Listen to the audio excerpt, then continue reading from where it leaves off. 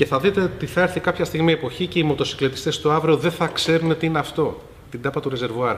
Γιατί πολύ απλά τα πράγματα εξελίσσονται και εμείς λέμε ναι, αλλά αυτό που δεν θέλουμε είναι να χαθεί ο χαρακτήρας, να χαθεί το ροκ, το ρόκετ, το διαφορετικό. Γι' αυτό σε αυτό το ρεπορτάζ θα μιλήσουμε για τη διαχρονικότητα της μοτοσυκλέτας που πάει μαζί με το ροκ. Μια σταθερή αξία.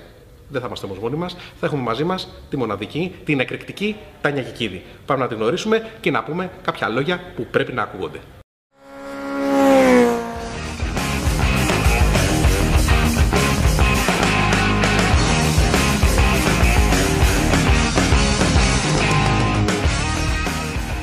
Τάνια, καλώς ήρθες στο Moto in Action. Νομίζω ότι είσαι ο κατάλληλος άνθρωπος να μιλήσουμε για διαχρονικότητα, να μιλήσουμε για rock, να μιλήσουμε για rocket.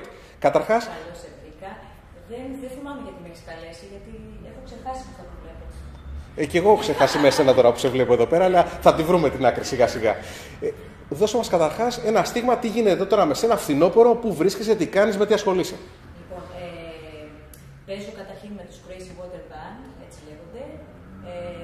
Μια classic rock μπάντα, δυναμικό τρίο. Παίζουμε σε διάφορες σκηνές και ετοιμάζουμε και τη νέα μας δισκογραφική δουλειά. Ελπίζουμε σύντομα να κυκλοφορήσει.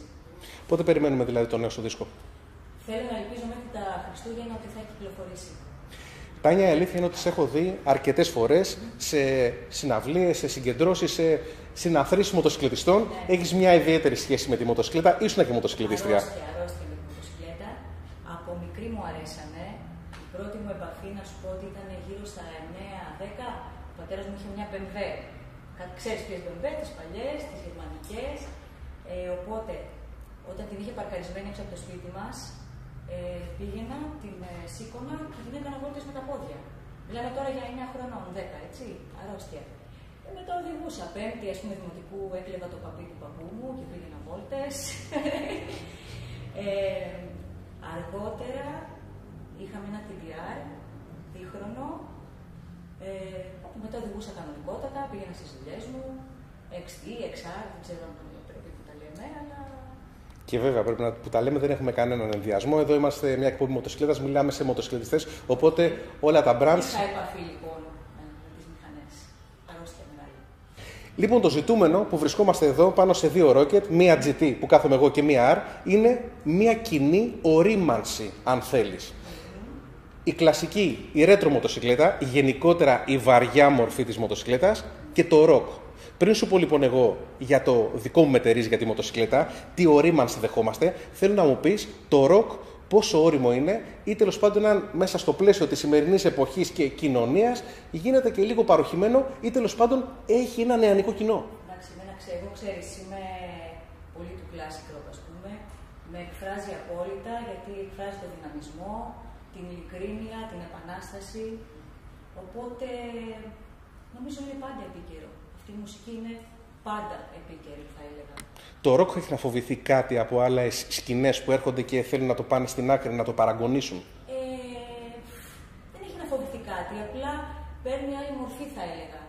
Εμένα δεν με πολύ εκφράζει το πώς πάει, ας πούμε, τώρα τα νεότερα χρόνια η μουσική της ροκ. Είμαι πιο πολύ της παλιάς σχολής, αλλά έχει κοινό. Έχει. Νέο κόσμο έχει. Classic rock θα έλεγα ότι είναι περισσότερο, ας πούμε, πλέον οι 50 και άνω, αλλά με την καινούργια μορφή, ας πούμε, βέβαια και έχει νεολαία. Το ίδιο συμβαίνει και στη μοτοσυκλέτα. Έχουμε ένα new wave που έρχεται με ηλεκτρικά πατίνια, ηλεκτρικές μοτοσυκλέτες. Γενικότερα η αυτοκίνηση βομβαρδίζεται με τη νέα μορφή ενέργειας που ναι, είναι πιο οικολογική, αλλά δεν έχει αυτό το χαρακτήρα. Εμένα μου θυμίζει πολύ πλαστικούρα. Κατάλαβες πώς το λέω. Και να μιλήσουμε ειλικρινά, πλαστικούρα εννοώντας πλαστικούς ανθρώπους, όχι τόσο ειλικρίνεια. Καταλαβαίνεις τώρα πώς το σχετίζω. Εμένα με αγχώνει αυτή η κατάσταση, να σου πω την αλήθεια. Βέβαια, δεν μπορούμε να έρθουμε αντιμέτωποι με τα σημεία των καιρών και με την εξέλιξη, αλλά σίγουρα κάποιοι πιο ρομαντικοί. Είναι εξέλιξη εν τέλει. Καλή ερώτηση. Εγώ θα σου πω πάντως ότι η Triumph έχει εξελιχθεί μέσα από το μοντέλο της Rocket 3 στα 2.500 κυβικά και έχει βγάλει δύο ίδιες αλλά και διαφορετικές μοτοσυκλέτες. Σαν να λέμε ένα κομμάτι που βγαίνει σε ακουστική έκδοση και σε μια πιο έτσι metal έκδοση, αν το θέλεις. Ναι. Φαντάζομαι έχεις τραγουδήσει, έχεις παίξει πολλά τέτοια κομμάτια. Θα σου κάνω μία γρήγορη περιγραφή λοιπόν και τις διαφορές που έχει το R, το μοντέλο το πιο γυμνό, το πιο επιθετικό, το πιο aggressive που κάθεσαι εσύ πάνω, σε σχέση με το GT που έχουμε παρουσιάσει κάποιους μήνες πριν. Ξέρω αν θα φύγω μαζί.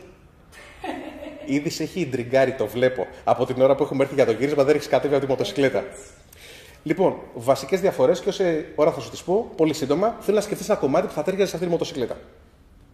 Πάμε λοιπόν να σου πω ποιες οι βασικές διαφορές του R με του Triumph 2.5 κυβικά GT. Εσύ είσαι λοιπόν σε μια πιο aggressive μοτοσυκλέτα.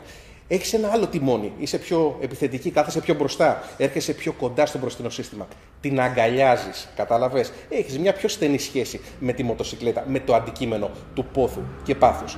Συνεπιβάτης δεν πολύ χρειάζεται και άμα χρειαστεί και τον πάρεις και σου πει και 5 μαγκές, δεν έχει καρεκλάκι πίσω, δεν έχει δηλαδή θέση, οπότε ανοίγεις μια γκαζιά και με τα 22 κιλά ροπής που έχει, τον αφήνεις από εκεί που ξεκίνησε. Εξαφανίστηκες. Θα ανέβεις και σε GT να δεις τη διαφορά. Εδώ, στη δικιά σου περίπτωση, στο R, έχεις τα πόδια σου κάτω, δηλαδή είναι πιο σπορ η θέση οδήγησης και επίσης δεν έχεις ανεμοθώρακα για να απολαμβάνεις και τα μυγάκια και τον αέρα. Άρα, ποια θα επιλέγεις εσύ, την πιο aggressive ή την πιο GT Grand Turismo? Το ξέρω. Το σειρά που στα έλεγα, ποιο κομμάτι πιστεύεις θα τέριαζε σε αυτή τη μοτοσυκλέτα?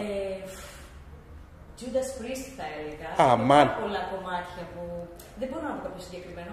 Γιατί Judas ακούμε πάντα όταν είμαστε στο αυτοκίνητο βασικά. Γιατί τα τελευταία χρόνια και λόγω της οικογενειακής κατάστασης κυκλοφορούμε αυτοκίνητο. Βάζουμε συνέχεια Judas, αλλά οι Judas με πάνε εδώ. Judas εδώ, οπότε rock hard, ride free. Ναι. Νομίζω ότι έπεσα μέσα. Στο σωστό κομμάτι. Πολύ ωραία. Άρα σε μια συναυλία σου ίσως σε δούμε να ανεβαίνεις στη σκηνή και με Triumph. Πολύ θα το φαντάζεσαι? Εγώ ναι. Με Triumph Rocket 3, 2.500 κυβικά, Τάνια και Κίδη. Ταιριάζει απόλυτα. Επειδή ταιριάζει και επειδή ξέρω ότι την αγαπάς τη μοτοσυκλέτα, είσαι ροκ, είσαι αληθινός άνθρωπος. Αυτό που κάνεις το κάνεις με την ψυχή σου. Είναι μια οικογενειακή υπόθεση. Το αγαπάς πραγματικά όπως αγαπάς και τη μοτοσυκλέτα. Νομίζω ότι ήρθε η ώρα να κάνεις μια βόλτα τη Rocket, να πάρεις το feedback και σε κάποια εκπομπή του Moto in Action να έρθεις να οδηγήσουμε μαζί και γιατί όχι να δοκιμάσουμε και να πούμε την άποψή μας ειλικρινά και απροκάλυπτα για ένα μοντέλο που σίγουρα θα γουστάρουμε. Αφού σε εντριγκάρει, πάμε να βάλεις το κράνο σου και να οδηγήσεις τη Rocket.